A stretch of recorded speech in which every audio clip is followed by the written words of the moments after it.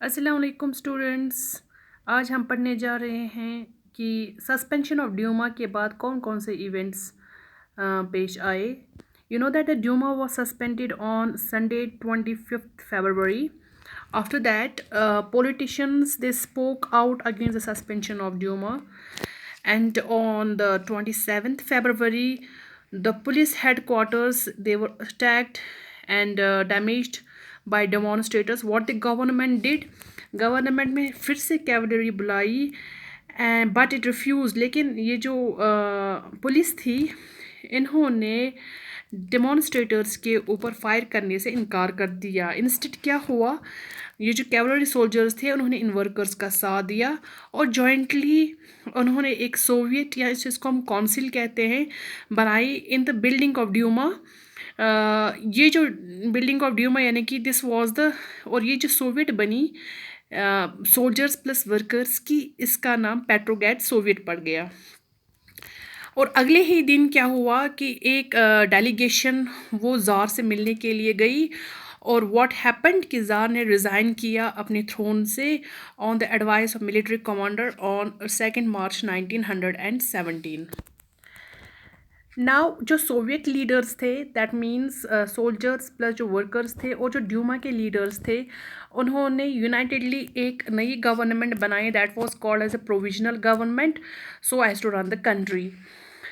उसके बाद एक कॉन्स्टिट्यूएंट असेंबली भी बनाई गई एंड ये constituent assembly it was elected in the same way on the basis of universal adult franchise.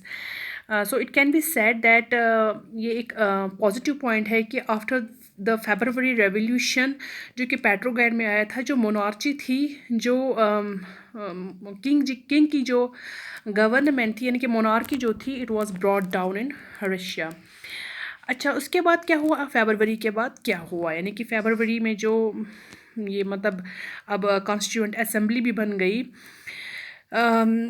यहाँ पर जो रिस्ट्रिक्शंस लगाए जाते थे पब्लिक मीटिंग्स पर, लेकिन अब ये रिस्ट्रिक्शंस जो पब्लिक मीटिंग्स पर या कोई भी एसोसिएशंस पर वो अब हटा दी गई थी। सोवियट्स जैसे कि ये पेट्रोग्राड सोवियट्स जो बनी थी ये हर एक जगह पर अब सेटअप की गई, लेकिन अभी कोई कॉमन इलेक्शन सिस्टम कोई भी फॉलो अभी नहीं किया जाता था। अप्रैल 1917 व्लादिमीर लेनिन जो कि बोल्शेविक लीडर था वो जेल से वापस आ गया और उसने 3 डिमांड की। He said that the war it should be closed, lands that it should be transfer to peasants from the nobility and जो बैंक है उनको नेशनलाइज किया जाए। एंड ये जो 3 पॉइंट्स है इनको क्या कहा जाता है, इनको अप्रैल थीसिस भी कहा जाता है। In the industrial areas factory committees अब बनने लगी, जो ट्रेड यूनियंस एंड सोल्जर्स की कमिटीज़ वो भी अब बनने लगी।